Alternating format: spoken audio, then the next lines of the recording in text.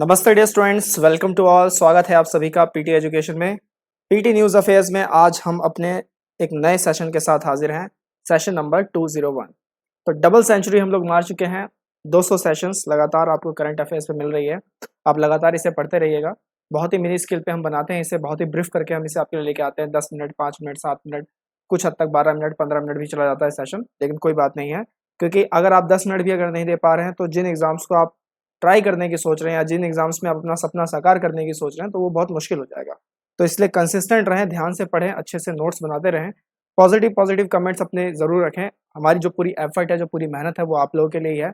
और हाँ, आप में से अगर कोई नया है तो वीडियो को लाइक ज़रूर करें, चैनल को सब्सक्राइब नहीं किया तो सब्सक्राइब करें, दोस्तों को भी शेयर करें। आज जिस टॉपिक पे हम बात करेंगे बहुत ही अच्छा टॉपिक है, ये मेरा पर्सनली बहुत ही फेवरेट टॉपिक है, मुझे इस पर पढ़ना काफ़ी अच्छा लगता है।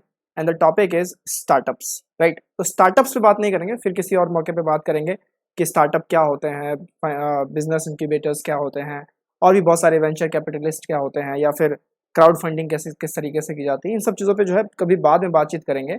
आज थोड़ा सा अपने आप को हम थोड़ा समेट के रखेंगे, क्योंकि एक हाल फिलहाल एक नई स्कीम अभी चर्चा में आई है, that is startup India seed fund scheme, right. ये आपका रेलिवेंट है जीएस पेपर 2 से। करंट इवेंट्स में काफ़ी ज़्यादा काउंट होता है, स्कीम्स, पॉलिसीज एंड गवर्नेंस से ये आपका रिलेटेड है।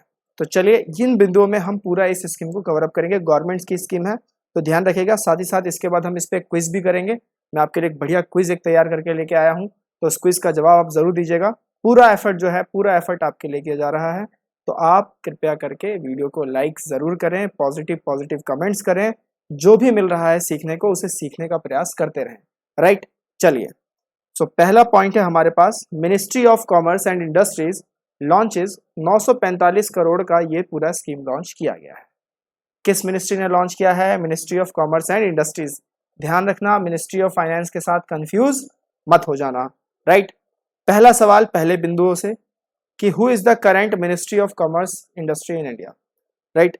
तो भारत का भी हाल फिलहाल जो है current ministry of commerce and industries के मंत्री कौन है जो इसका कार्यभार देख रहे हैं, जरूर बताइएगा कमेंट थ्रेड में। दूसरा पॉइंट, काम किस लिए इस स्कीम को लाया गया है? तो ये आपके फाइनेंशियल असिस्टेंस देगा, किसको? स्टार्टअप्स को।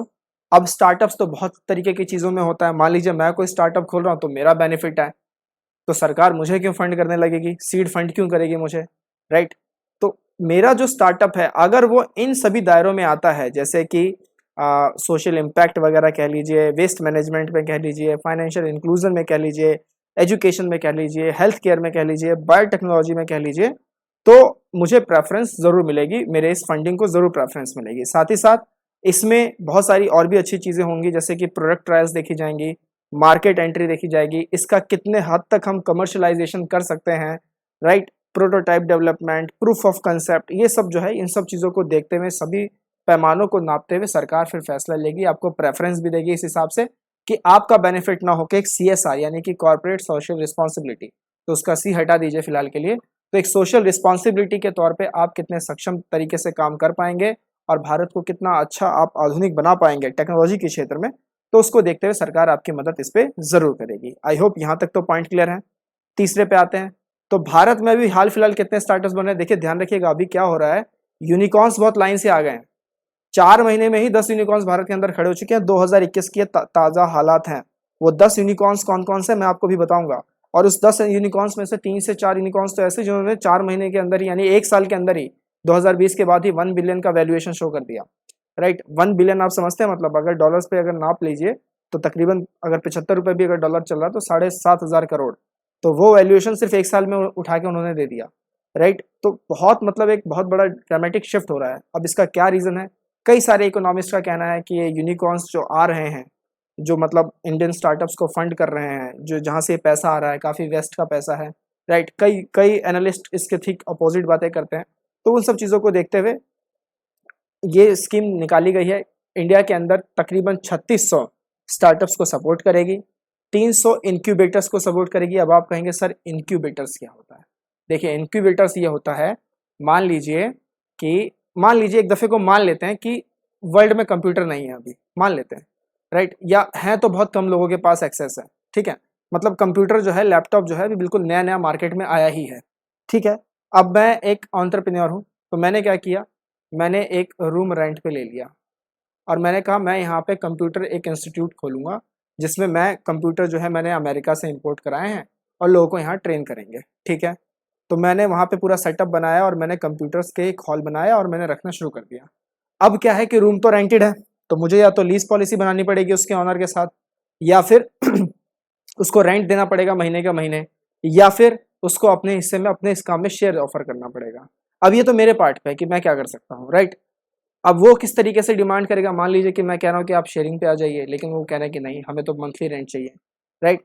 तो जो इनक्यूबेटर्स होते हैं जिनकी वो ज़मीनें हैं जहाँ पे वो काम हो रहा है, वो अगर मैं उन्हें पैसा देने जाऊँगा कि ये लीजिए सर आपका ये मंथली का रेंट मेरी तरफ से, मैंने काम स्टार्ट किया है, बिजनेस एकदम से तो चलेगा नहीं, समय लेता है चलने में, तो अगर मैं उन्हें जाके पैसे दूंगा तो वो पैसे लेने से मना कर देंगे।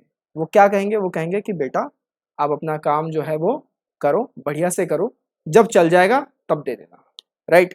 इसे कहते हैं पोषित करना। दिस इज कॉल्ड इनक्यूबेटर्स, मतलब बिजनेस इनक्यूबेटर्स, पोषित करने वाले। तो ऐसे 300 बिजनेस इनक्यूबेटर्स है भारत के अंदर में, और एक तरीके से पूरा रॉबस्ट स्टार्टअप इकोसिस्टम जो है टीयर 2 से लेकर टीयर 3 के टाउन्स में बनाया जाएगा, क्योंकि टीयर 1 टाउन में तो ऑलरेडी अब वो स्टार्टअप कॉर्पोरेट की शेप और मैच्योर सिस्टम में आ चुके हैं। पूरा आपको दिखाएंगे कि स्टार्टअप का जो है 5 फेजेस कौन कौन से, वो भी मैं आपके लिए लेके आया हूँ। साथ ही साथ ये 945 करोड़ के जो रुपए हैं ये 4 सालों में डिवाइड किए जाएंगे। ये एक फाइनेंशियल ईयर के लिए नहीं दिया गया है, ये आपको ध्यान रखना है। कितने फाइनेंशियल ईयर के लिए? 4। 2021 से 2025 तक के लिए है, राइट, ताकि इनको मदद मिल सके। स्टार्टअप्स को इन क्षेत्रों में काम करना होगा, मैं बता चुका हूं। अगले पे आते हैं, एक एक्सपर्ट एडवाइजरी कमेटी भी बैठेगी जो इसको पूरा तरीके से मॉनिटर करेगी, और जो डीपीआईआईटी के तहत आती है, यानी कि department of promotion of industry and internal trade, तो इसके तहत ये आती है। और इसको हेड कौन करेंगे? तो एच.के. मित्तल कमेटी इसको हेड करेगी। ये भी आपको ध्यान रखना है। कौन सी कमेटी? एच.के. मित्तल कमेटी। बिल्कुल याद रखिएगा, आने वाले परीक्षाओं में ये कमेटी का नाम पक्का पूछा जाएगा। अगले बिंदु पे चलते हैं कि क्या ऐसे और कोई सिमिलर इनिशिएटिव्स अभी तक किए गए हैं स्टार्टअप की दिशाओं में? तो बिल्कुल हाँ। सबसे पहले नेशनल सीड फंड 2020-21 के बजट में ही मतलब अनाउंस किया गया था कि अर्ली स्टेज जो स्टार्टअप्स हैं उनको किस तरीके से मदद किया जा सके। देखिए क्या होता है कि बेसिकली आपको क्या कहते हैं कि 3 साल तक के लिए, मान लीजिए आपने कोई स्टार्टअप खोला, तो 3-4 सालों तक के लिए, इवन 5 साल तक भी चले जाते हैं, तो 3-4-5 सालों तक के लिए तो आपको झेलना पड़ेगा चीज़ों को। और वो झेलने का मतलब होता है डेथ, पूरी तरीके से। अगर आप उस फेज से निकल गए तो निकल गए, नहीं निकले तो आपका स्टार्टअप जो है वो खत्म हो गया, राइट। ध्यान रखें, भारत में स्टार्टअप के सक्सेस होने की रेट भी बहुत ही कम है, बहुत कम, राइट। तो इन फेज को कहते हैं, जब आपका 3 से 4-5 साल का जो फेज होता है, इसमें जब आपकी मौतें हो रही होती हैं, तो इसे मैनेजमेंट के टर्म में वैली ऑफ डेथ कहा जाता है। और उसी को लेके ही मतलब नेशनल सीड फंड बनाया गया था कि हम अर्ली स्टेज जो स्टार्टअप्स हैं उनकी मदद करेंगे। साथ ही साथ fund of funds for startup भी बनाया गया था 10,000 के कॉर्पस के साथ, और ये स्टार्टअप इंडिया स्कीम के तहत आया था जो 2015 में अनाउंस की गई थी। उसके बाद वेंचर कैपिटल स्कीम आई, मल्टीप्लायर ग्रांट्स स्कीम आई, मुद्रा योजना वगैरह वगैरह, ये सब भी सारे सिमिलर इनिशिएटिव्स थे। अब इसके बाद अगर भारत की लहजे में बात करें, ग्लोबल पैरामीटर्स के साथ कंपैरिजन करें, तो भारत के अंदर में पिछले 3-4 सालों में बहुत तेजी दिखाई दी है स्टार्टअप्स को लेके। इसकी एक वजह यह भी हो सकती है कि जो हालात चल रहे हैं, कैपिटलिज्म जो अपने पीक पे चल रहा है, और जो इनिक्वलिटी, जो असमानताएं आ गई हैं सोसाइटी के अंदर में, द राइजिंग इनिक्वलिटी, तो वो एक कारण हो सकता है कि क्यों इंसान जो है वो स्टार्टअप की तरफ और अपने बिजनेस की तरफ, अपने काम की तरफ भाग रहा है, राइट। क्योंकि जो स्किल्ड वर्कफोर्स है नहीं, जॉब्स मार्केट में है नहीं, पॉवर्टी बढ़ती ही जा रही है, और पैंडेमिक तो बिल्कुल और इसे इस अच्छे स्केल पे ले जाके छोड़ेगी। तो कहीं ना कहीं ये सारे वजह है कि स्टार्टअप इकोसिस्टम को सरकार जो है वो काफ़ी आगे पुश कर रही है, क्योंकि सरकार को भी लगता है कि यार इतने बड़ी देश की आबादी है, उन सभी को तो मतलब नौकरी देना तो नामुमकिन है। तो स्टार्टअप ही एक जरिया है जो इसे एब्जॉर्ब कर पाएगा, लेकिन यह भी थोड़ा मतलब उतना अच्छे तरीके से परफॉर्म नहीं कर पा रहा है। हालांकि सरकारें कोशिश तो बहुत कर रही हैं। तो स्टार्टअप इकोसिस्टम भारत के अंदर में करंटली 3rd लार्जेस्ट है अगर वर्ल्ड पैरामीटर पे बात करें, और 38 यूनिकॉर्न्स है भारत के अंदर में, जिसमें से 10 तो सिर्फ इसी 4 महीनों के अंदर में खड़े हो गए, and a collective valuation of $130 billion. समझ सकते हैं आप? तो भारत एक अच्छी दिशा में यहाँ पे चल रहा है, बहुत अच्छी ग्रोथ है, उतनी नहीं है लेकिन फिर भी काम चला सकते हैं, राइट। अब जो मैं आपसे बात कर रहा था 2021 में कितने यूनिकॉर्न्स स्टार्टअप्स आए, ये उसकी पूरी लिस्टिंग है, राइट। जैसे कि आपका डिजिट इंश्योरेंस सेक्टर में है, इनोवेकर सॉफ्टवेयर सेक्टर में है, इंफ्रा.मार्केट इंफ्रास्ट्रक्चर में है, 5 स्टार बैंकिंग में है, मीशो सोशल कॉमर्स में है, क्रेड फिनटेक में है, राइट। क्रेड के तो काफ़ी सारे आजकल ऐड भी आते रहते हैं, अगर आप देखेंगे। फार्म इजी हो गया, ई फार्मेसी है, ग्रो हो गया, स्टॉक ब्रोकिंग में है, शेयर चैट हो गया, सोशल मीडिया में है, और गपशप हो गया, एंटरप्राइज मैसेजिंग में है। तो ये सारा वैल्यूएशन इनका हुआ है, और आप देख सकते हैं बिलियन में 1 बिलियन को क्रॉस करने वाले कितने हैं? सारे ही 1 बिलियन क्रॉसेस कर रहे हैं, राइट। तो ये 2021 में सिर्फ मात्र 4 महीनों की कहानी है और उसके बाद फिर कहानी क्या होती है कि लॉकडाउन लगने के आसार आ जाते हैं। देखेंगे किस तरीके से आगे काम होगा। ये फेज है स्टार्टअप साइकिल का, 5 फेज में बटा होता है कि सबसे पहले तो प्रॉब्लम को ढूंढा जाता है, basically serving the customer profitability. यही एक एंटरप्राइज चलाने का एक मतलब मूल मंत्र है जो कि मैनेजमेंट गुरु जिसे कहा जाता है पीटर एफ ड्रकर, उन्होंने दिया था, राइट। तो सबसे पहले क्या होता है कि आपको सर्च करना होता है कि प्रॉब्लम क्या है, उसके बाद उसके सॉल्यूशंस कितने अच्छे फिट हो रहे हैं, searching for product market fit and language market fit, फिर उसको मार्केट के हिसाब से आपको ढालना पड़ता है। जैसे गूगल का एग्जाम्पल ले लेते हैं, गूगल सर्च इंजन के तौर पे आया था, उसके बाद मार्केट के हिसाब से उसे ढाला गया, फिर उसके बाद उसे ऑप्टिमाइज किया जाता है, ऑप्टिमाइज करके लोगों तक उसे पहुंचाया जाता है, लोगों को उसका मतलब उसकी लत लगवाई जाती है एक तरीके से आप कह सकते हैं, और उसके बाद फिर जो है उसमें सारे रिसोर्सेज डाल डाल के उसकी ग्रोथ की जाती है। जब आपके पास एक बार प्रोडक्ट बन गया और मार्केट भी उसको एब्जॉर्व करने के लिए तैयार है, तो फिर और बहुत सारे रिसोर्सेज डाल के उसको बहुत अच्छा बनाया जाता है, उसकी एक बहुत अच्छी ग्रोथ की जाती है, और जब फिर वो बहुत अच्छी ग्रो करता है मैच्योरिटी पीरियड आने के बाद, तो फिर वहाँ से उसका इंटरनेशनल एक्सपेंशन और एक्विजिशन वगैरह ये सारी चीज़ें जो है वो शुरू हो जाती हैं। क्लियर है? तो ये 5 फेजेस हैं किसी भी स्टार्टअप के ग्रोथ के होने के। और भारत के अंदर की बात करें, भारत की जो मतलब पहले के हालात रहे हैं, हिस्टोरिकल चीज़ों पे बैकग्राउंड पे अगर बात करें, तो ये अच्छे नहीं रहे हैं। स्टार्टअप्स को लेके जो पिछले 4-5 सालों में माहौल बदला है वो पहले नहीं था, राइट। और यही वजह है कि फ्लिपकार्ट को अपना हेडक्वार्टर हांगकांग खोलना पड़ गया था, राइट, सॉरी सिंगापुर खोलना पड़ गया था, नॉट हांगकांग। नाउ अब ये है इसकी फाइनेंसिंग साइकिल स्टार्टअप की, देख सकते हैं आप स्टार्टिंग के टाइम में ये जो पीरियड होता है ना, ये आपको निकालना होता है, this is called valley of death.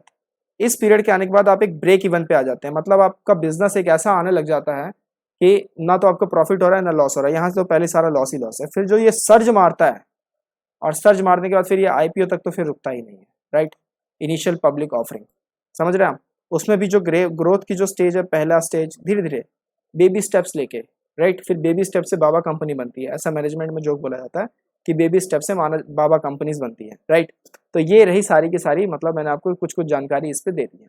कैसा लगा आपको जरूर बताइएगा, राइट। चलिए फिर हम अपने क्विज पे चलते हैं। आगे जो हमारा क्विज है वो ये रहा आपके स्क्रीन पे, इसको आप सॉल्व करने की कोशिश कीजिए, आज ही के सेशन से रिलेटेड है, अच्छे से सॉल्व कीजिए, बताइए कि मतलब कि क्या आपका सही रहा आंसर की गलत रहा, ये आप जरूर बताइएगा।